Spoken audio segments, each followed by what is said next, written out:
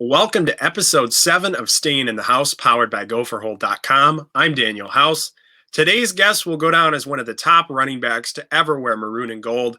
Rodney Smith holds the school's all-purpose yards record and became an electrifying player during his career in Minnesota.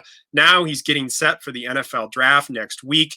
If I was to write a quick scouting report about Rodney, a few things really stand out, including his vision, balance, and ability to make a defender miss in space. Not only that, but he has great versatility. He can return kicks, is reliable as a receiver out of the backfield, and also showed flashes in pass protection. Rodney really brings a lot to the table. And as you'll see in this video, he provides a lot of valuable insight into how he prepares for the game and uses film study to really take his game to another level.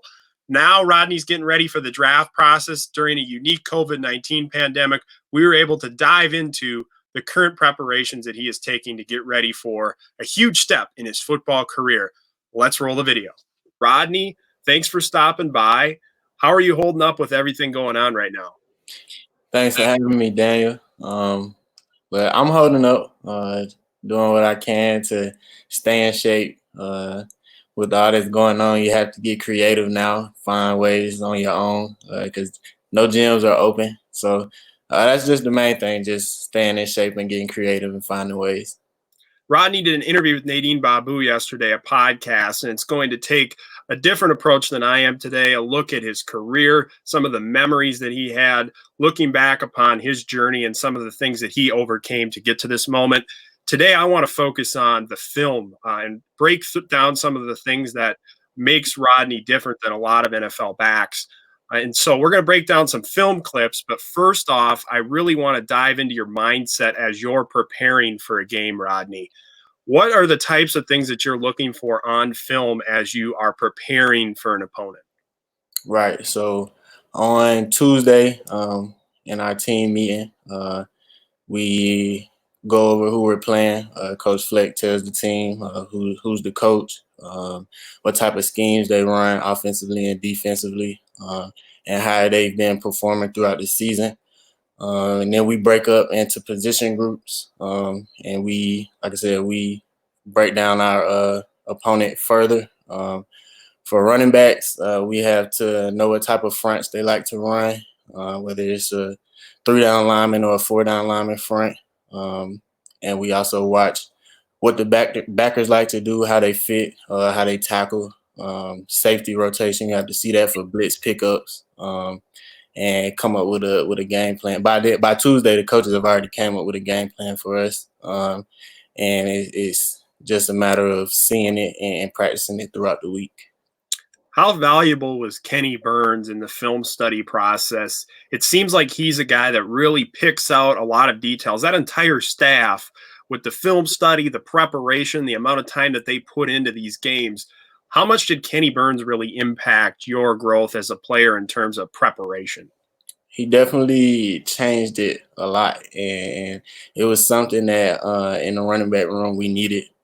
He gave us a progression on all of our runs. He broke down each play into phases, and each running back in the room had to be able to tell them what the phases were, what our progressions were, and that definitely helps you out when you're on the field because you get used to it and you practice that way and train that way. And once it becomes an instinct, which he made sure it did become an instinct, that's why you see the success that us as a running back unit had. From your standpoint personally, what are some of the key things that you think separate a great running back from an elite running back?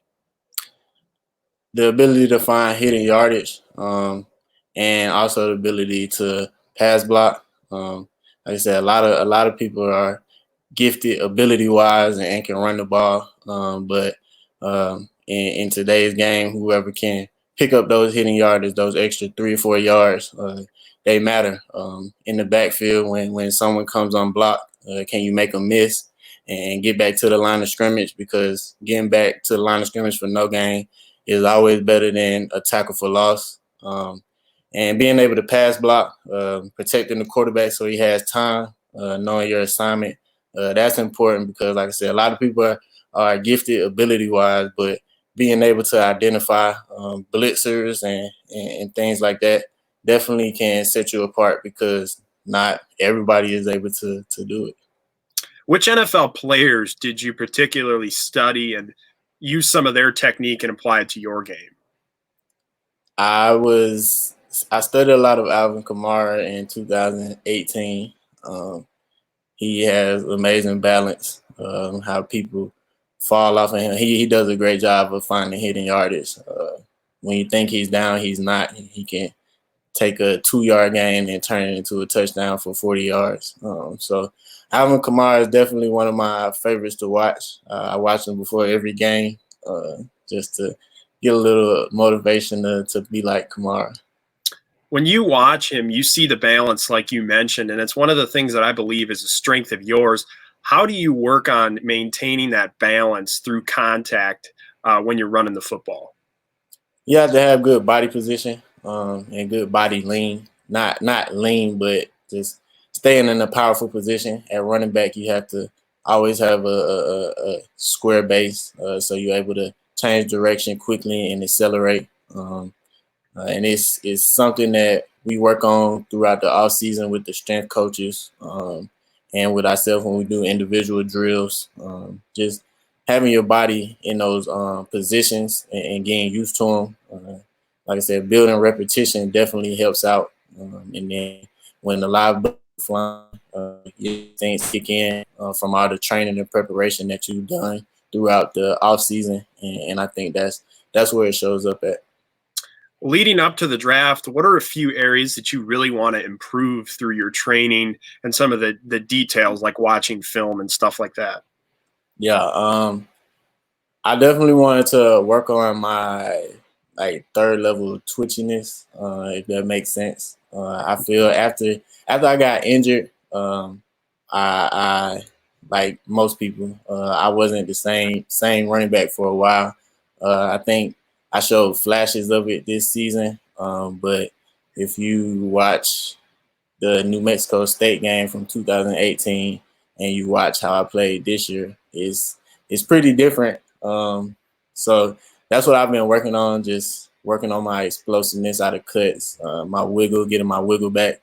And as far as studying the game wise, being to identify fronts. I believe I was good at it at Minnesota, but like I said, you could never know too much about the game. Learning other people's positions, learning what the quarterback's thinking, what the receivers thinking on different coverages. There's definitely something that I feel could help me out because, like I said, I want to be versatile and used any way possible. And if you play in the slot, you have to be able to identify defensive coverages and be able to adjust your route to whatever they're doing. Identifying fronts is something I'm really interested to explore with you, especially in some of the film cuts that I pulled out. And I have several to walk through with Rodney, including the Nebraska game. So we'll transition into watching film here with Rodney. And a few things that I want to note about the Nebraska game is just how much success you guys had with outside zone in this game. Did you see something on tape with these guys that maybe their defensive linemen didn't move as well sideline to sideline, so you wanted to get them moving in that direction? No, their interior defensive line though is very stout, and we knew that, and we felt like if we got those guys moving laterally, the interior defensive line, that we can cut them off and penetrate them as a running back unit. And we had some success doing that this game. So yeah, this one was a fun game. What did you see a lot of times, like in this play right here in pre-snap? You're obviously thinking about a lot of different things. What are some of the first things that are popping into your head when you're reading a defense pre-snap in a play like this? You're right. So this is outside zone, I believe. Yep. So on outside zone, we have to, as a running back, we have to pick up that in man on the line of scrimmage that you see Blaze working to. And it's actually a cross motion with the tight end. So we have to since Jake is coming across, we know that Blaze is picking up that defensive end. So we're stretching it until Blaze captures him.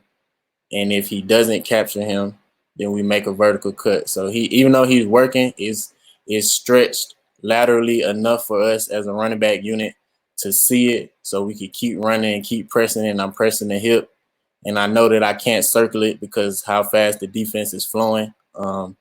So at that moment, that's why you see my eyes turn upfield, and I put my foot in the ground and I get vertical to find where everybody else is coming from to see if Sam captures that backer. And Nebraska's linebackers were reacting very hard to our outside zone scheme, so he actually ran over the top. He actually over pursued the play. So that's, as running backs, we like that. So that cutback right there. The bend read, man, that's all the way. Yeah, so we make that cutback.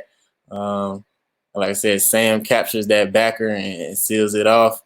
We got Jake coming across and cutting off the backside DN, and that's that beautiful hole right there that you see. And after that, it's just puncture the defense and be a running back and do what you were recruited to do. And then you do a really nice job of making that one defender miss in space there. Mm-hmm.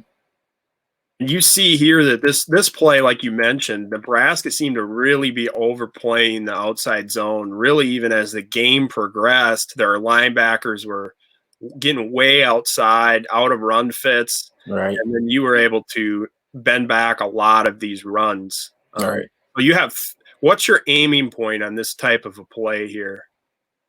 We're aiming for wherever Jake started at, wherever the tight end starts at. Okay. Footwork is open up and go, like I said, and we want to stretch laterally and start working downhill slightly, but not too much, because we want to get the backers to work up to the line of scrimmage so that the linemen can capture them. Like I said, once they capture them, that's when you see running backs put our foot in the ground and make that vertical cut. Your O-line did such a good job of creating movement all season long. That's one of the things I thought really made these outside zone plays so successful. Would you agree with that? Definitely. That's essential in the outside zone scheme, getting guys moving. And when they work laterally, it's easier for the linemen to capture those backers that are moving. And then we'll move into the next play here. Another outside zone, I believe, in the set here. The outside zone was just working all night against Nebraska. Sir. I did a huge video on the success of the outside zone. What are you seeing in this play specifically in pre-snap? Okay, so we, of course, run different variations of outside zones. So this is with a tight end attached to the backside. So Jake, you see Jake there at 80. He's working to cut off that DN so that he can't run it down from the backside. And again, our eyes start on the defensive end to the play side. So it starts on the defensive end on Sam's side, and we stretch it laterally until he can capture the block and see if he can circle it. See if we can circle it. If he hooks him, then we circle it. But he didn't hook him in this case right here, which most of the time doesn't happen because somebody has to be responsible for contain. So the defensive end gets to his contained position, and Sam keeps working. We see Connor. He helps out Sam Sluter. I mean, not Sam. John Michael Schmitz, the center, and he works off to his backer. So once the backer comes and commits himself to the play, he overruns it, and Connor captures him. And with Connor helping John Michael Schmidt, that helps him seal his man. So as you can see, that double team comes off, and John Michael can cut off that nose tackle. And we see Kurt working up to the backer, and he gets enough of them. And that's all you need as a running back. Just get a piece of it and keep run through the smoke. Outside zone, it'll be smoke most of the time when you make a cut. And this was actually a very clean play. Like I said, that was a tremendous job by the offensive line. Anytime the running back can get through the line of scrimmage untouched and almost to the third level untouched, that means they're doing a good job. O-line played really well in this game. Like this is one that I pulled out as an example because it's so clean. It's one of the best examples of the whole season, maybe, of outside zone blocking. I love how John Michael Schmitz is able to reach that defensive tackle there And Right. then, like you said, Dunlap's able to push up into the second level, just catch enough of them to create Right. that crease for you, which Hmm. I mean, it's just beautiful execution all the way across. So when you have a play like this, you've got about three different reads going on, correct? You've got the bounce read, you've got the bang read, you got the bend read. Those are the three things that you can do with this type of play. I just want to walk through that for some people that might not be aware. Correct. Yeah. So like I said, if 70 hooks the defensive end, so gets to the left side of him, and then everybody hooks their man, then we can circle around the entire line of scrimmage. Um, and then we have a look like this where it's blocked perfectly. And it's a two backer set, and the backers, like I said, the front side backer flows too much, and the backside backer gets caught up by Kurt. So it's kind of a roll into the cut, the vertical cut, to get the yards. And then you have one like the last play we watched, where the entire defense flows and the entire offensive line seals it, and we're able to cut all the way back and puncture vertically. And that's one of the things that you're really good at, Rodney, is reading the defense. I feel like you understand, when you got to bend it back, when you got to bang, when you got to bounce. You're able to really have that natural feel. And then when you get into space, that balance takes over and you're able to really stay on your feet and make that defender miss in space. And the outside zone scheme really seems like it fits you extremely well. Is it something that you like to run in? Definitely, it's one of my favorite plays Yeah. because you get to see how the defense is moving, and they have to respect that you're stretching the ball. That's why I said lateral stretch in the outside zone is important, and doing it at a good tempo, so where it looks like you're running full speed, and if you need to pick up the speed and continue running, that you're already in stride, but you can't be running full speed because, like I said, you might have to pit her down a little bit and make a cutback. And the offensive line this year, they did a tremendous job. And if you watch the running backs, we changed our footwork up a little bit. I believe it was in the Purdue game we were taking a shuffle and open. After Purdue, we started to just open and turn and run. And I Mhm. think when you do that, the defense, like I said, the defense has to respect that you're running full speed because they have to get out there and somebody's responsible for the contain. Right. And it's just those subtle tweaks that make a big difference, especially when the defense might be anticipating a different tendency. You can switch it up and really have a lot of success with it. Right. Third play here, same type of thing again.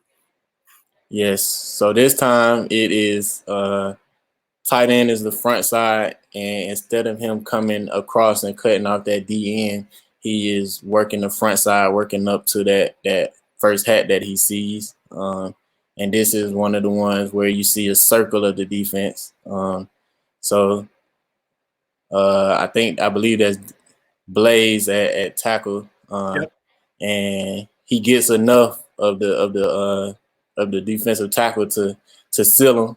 And oh no, they did a stunt. Okay, so Yep. They 22 does a yep. stunt, so he's in no man's land. I don't think that's his job. Uh, but if that, yeah, that's a stunt because 19 is coming to field. So they ran a stunt, and it didn't work out for him because we had the perfect play call. Which then again, that's something that factors into the play and how it works as well. Perfect play calls. Coach Shiraki did an awesome job this year with that. Um, Jake sees the man coming to fill the hole. He works up to the safety, takes him.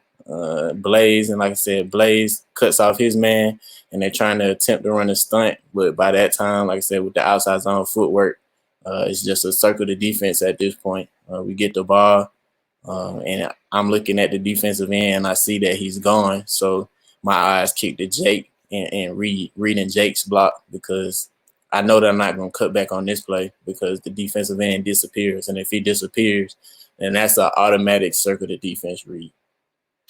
When you talked about Shiraka's ability to dial up the right play, it felt like all year that he picked a lot of really favorable plays and certain looks. And some of that seems like it's just because of film study and knowing a lot of tendencies, like when an opponent might stunt like this, knowing what types of looks they do that out of. Would you agree with that?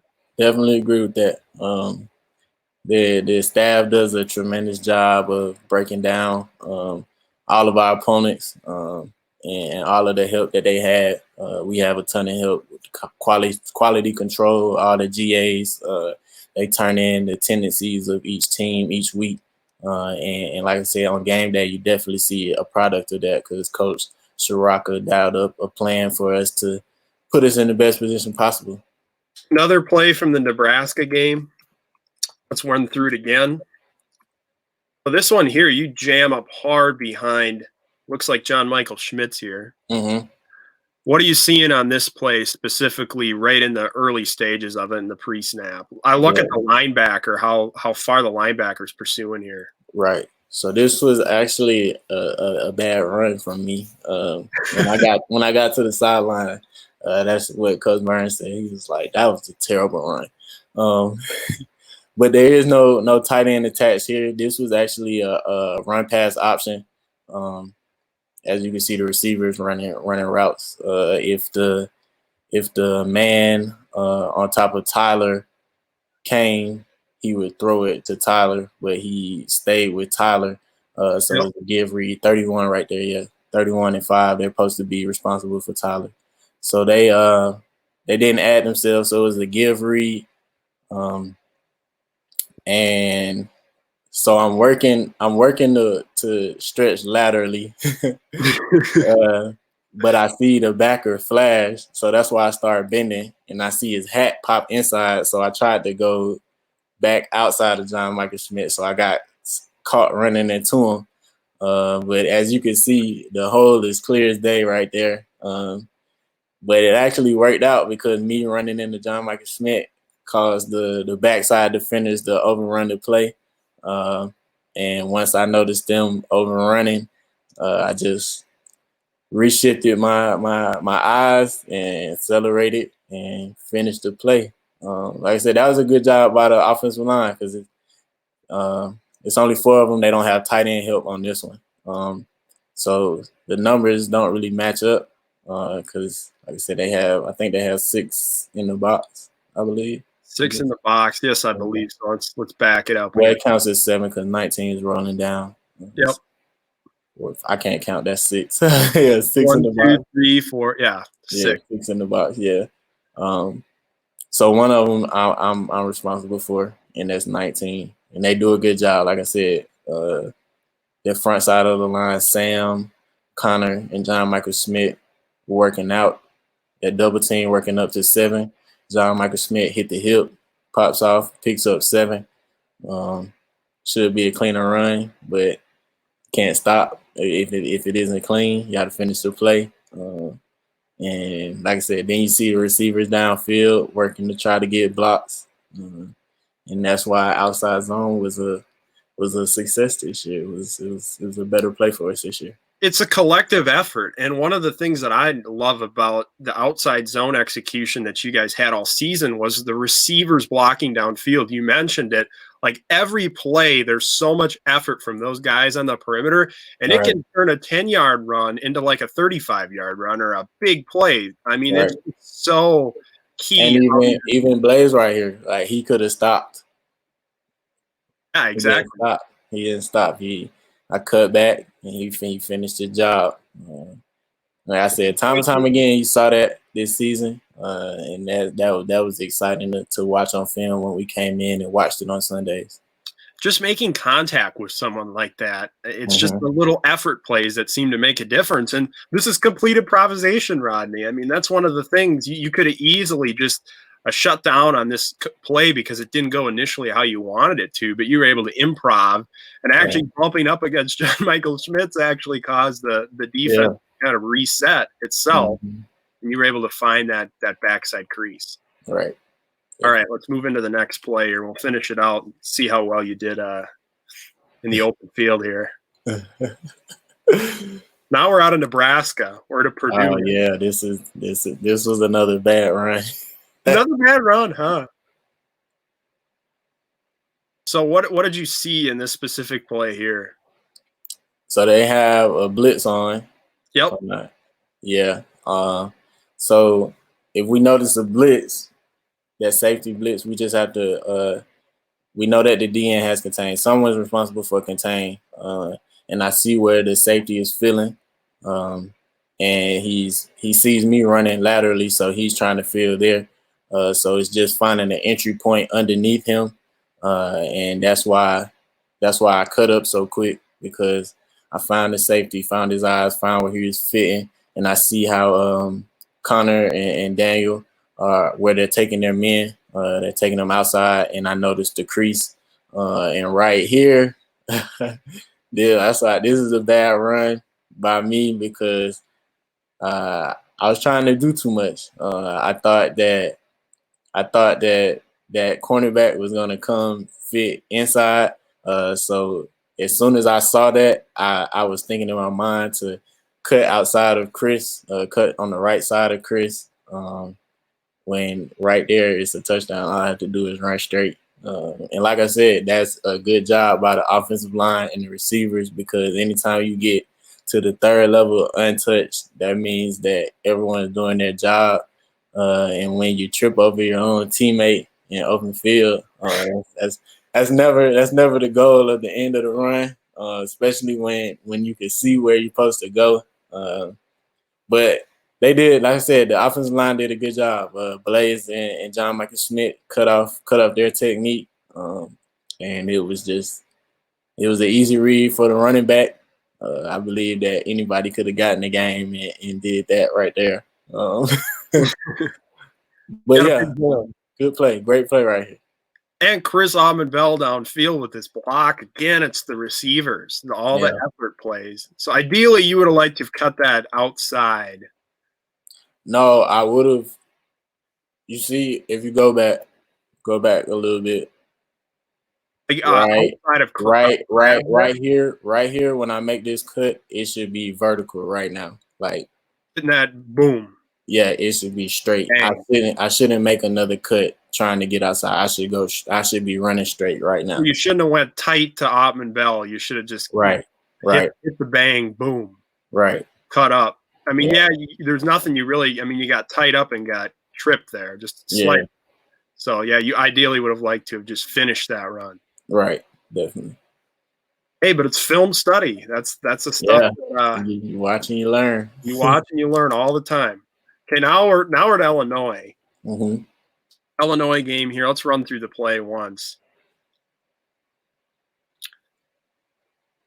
This was a big run, and then you made someone miss in space again, which is definitely a strength. Let's back it all the way up here, and we can go through all the levels. Okay. Slowly backing up here. This is fun, Rodney. I enjoy hearing your insight. This is the kind of stuff that I really enjoy hearing about, because there's so many little intricacies to this ground game that you guys implement, especially with it attached to all these RPOs. Mm-hmm. You know, it really makes defending you guys awfully difficult. Yeah, definitely. All right, what are you seeing pre-snap here? Okay, so this is same side inside zone. So normally when defenses see us line up and they see the running back and the tight end on the same side, defenses know the inside. They know everybody's inside zone progression. It's universal. So if the tight end and the running back on the same side, usually the running back works to the tight end, meaning so the tight end would stay on his side, and instead of me coming out this way, I would work to the opposite way. So Coach Soraka noticed that when if we were to run same side inside zone, that it wouldn't be a hat on that side of the field to make a play. So that's why you see Jake come across, same side cut. So you see Jake come across and seal that defensive end. Yep.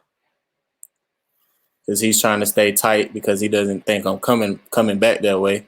and Jake gets the hip just enough, and he's so far inside that this is an easy read too. So for us, it starts on same side. It starts front side A. So it starts on the left side of the line of scrimmage, and if the defense is moving, then it goes backside A, backside B, C to shelf. So I noticed that, and they told me this before the play as well, that nobody is on the shelf.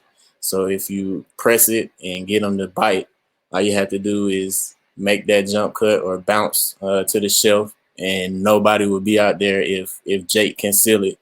And he got just enough of them, and got to the second level. And I know the play before I ran 6 over, so he was thinking about that a little bit. I don't think he really wanted to tackle me anymore, and that's why you see him drop his head. And this is a part of my game that I'm working on getting back. I believe before I got injured that my acceleration was better. So I might not have scored, but I definitely look a little slow here. Rashad teased me about it right after the play. But yeah, like I said, you see it again. Rashad and Jake coming downfield, working the final block and picking up extra yards, because a lot of guys don't do that. If 21 isn't chasing and it's just Rashad and 15 and he makes that block, I can score. So just that effort is something that you see show up time and time again on the explosive runs. How key was Paulson in the running game this year? The tight ends really played a big role in a lot of these explosive runs, didn't they? They did. They showed up, and that's something that we needed. They did a tremendous job. Selfless group, and like I said, I love the whole team, the whole unit. Everybody was selfless. When we were all thriving, everybody had fun and enjoyed it. Nobody was selfish on the team.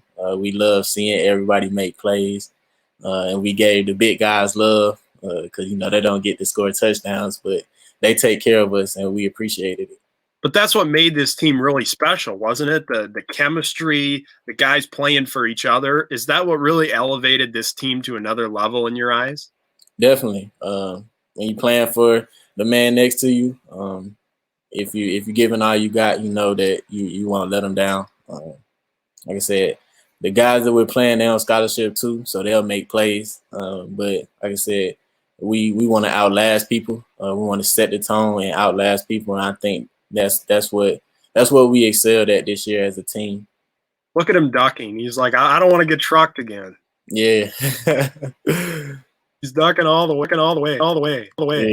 Yeah. All right. We'll go to the next play here once this finishes. All right, this is the play before that, I believe, that you were discussing, and I had it labeled in my hard drive as Rodney stealing souls. So this is the play that I pulled out, and we'll get the other angle in a second. But Rodney definitely stole souls here.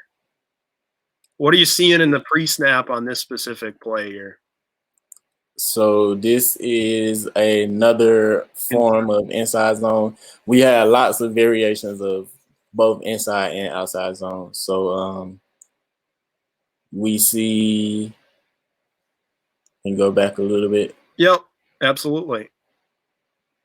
All right, so like I said, on most inside zone schemes, the tight end, they know that we're on the same side, and I would work back. So we played around with where the tight end inserts at. So instead of double team working up to 9, we had Jake insert inside of Daniel, and he was responsible for that backer over top of me. So that's why you see Jake take that shuffle and come pick him up. And like I said, a lot of teams aren't used to this scheme or how to fit it up. And we had a feeling that they would struggle with it. They actually fit it up pretty good. The safety came down and he was in the right position. But at this point, it's just a matter of making a play. Like I said, the offensive line did a good job. There's nobody that they are responsible for making the play. That's our second level defenders. So that's up to the running back. Like I said, so everybody did another good job. Got Jake selling out, taking his man, Daniel kicking his man out, and it's just 1-on-1, me and 6. And yeah, he lowered his head again. And Feeling got cold again. busy. But yeah, that's what really made the running game difficult to defend was all the different looks that you guys had, the diversity of your rushing schemes, and then everyone collectively executing from the O-line playing as one to the tight ends being able to help on the edge, and then you completing the whole play by reading it accurately and then eventually either making a guy miss in space or creating your own play. Correct. All right, next clip. This is one of the things, the small things that really make a difference. And against Penn State, I noticed you being able to pick up Windsor here. So Tanner just has that extra time to get the ball off. What did you see here? So this is RPO, of course. So us as running backs, we're thinking run unless we get a call, and I believe we got a call on this one. So that's why my eyes were looking at 6. But so I'm responsible for 6 because Tanner made the call, and that's my responsibility. Trying not to give away all the details. No.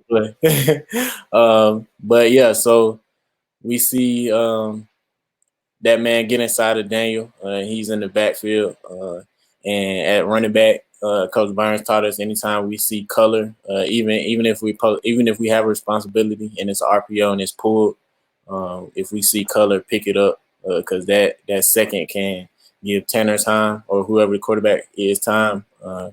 So it was in my face. Like I said, even though I was responsible for 6, it's in my face. So I put my head in the way and tried to stop him. I got through by, but like I said, all it takes is a second. And on RPOs, is most of the time the reads is quick. So balls out quick, and that's a first down. Well, with the ability of the RPO to get the ball out so quick and then the passing game success combined with all the rushing looks that you guys had, it was really difficult to defend, I feel like, because teams just didn't know what you guys were going to do. Right. Yeah. We could run it. We could throw it, play action, pass it. Well, that's the thing. Everyone talks about the RPOs, but the play action pass was just equally as effective this year in a lot of big spots, especially stretching the field vertically. Right. Yep. And, you know, when the passing game was clicking, there was a lot lighter boxes to run into eventually as well. Which is exciting for a running back. Right. Last year, that was the big difference was the passing game was so electric that it really complemented the running game very, very well. Right. So, Rodney, those are the film cuts that I pulled out for you. Thanks for walking through those with us. I hope you didn't give away too many of your special secrets. No, it's all good. I wanted to showcase to people who are watching the football IQ that Rodney has and his ability to process and some of the things that really make him stand out as a player. And as you can see, it's the outside and inside zone schemes that he really thrived in last season. And I believe that you could play in any type of scheme, but the zone scheme probably suits you best. Yeah, I feel like it gives you the opportunity to set up blocks, read blocks. I know oftentimes in gap schemes and power schemes, the aiming point and where the play is supposed to hit, it has to hit there. But in the zone schemes, inside and outside zone, you have ability for a play that might hit front side, it can go to the other side of the line of scrimmage. And I like that freedom of being able to read the defense and setting up blocks to make those big plays. And like I said, the guys up front and the tight ends and receivers, without those guys, wouldn't have been able to do it. They made life at running back a lot easier this year. and Tanner making those calls, getting the adjustments, getting everybody where we needed to be. It definitely helped us out as running backs and as a team. How much interest have you had from NFL teams, Rodney? Have you had the chance to talk with a lot of them in the pre-draft process? I know it was really unique with COVID-19 and things being closed, but how much contact have you had with NFL teams? I've had quite a bit. I've talked to a lot of teams. I don't know the exact number, but right now the main teams are the Panthers, the 49ers, and it's because of the playbook, the Mm-hmm. schemes. As I'm sure people know, Christian McCaffrey and his game. 49ers run a lot of outside zone. So those are the teams that I've been hearing from the most, and the Redskins, the Washington Redskins as well. They're trying to find a depth piece because Adrian Peterson is getting older. Still maintaining, but he's getting older.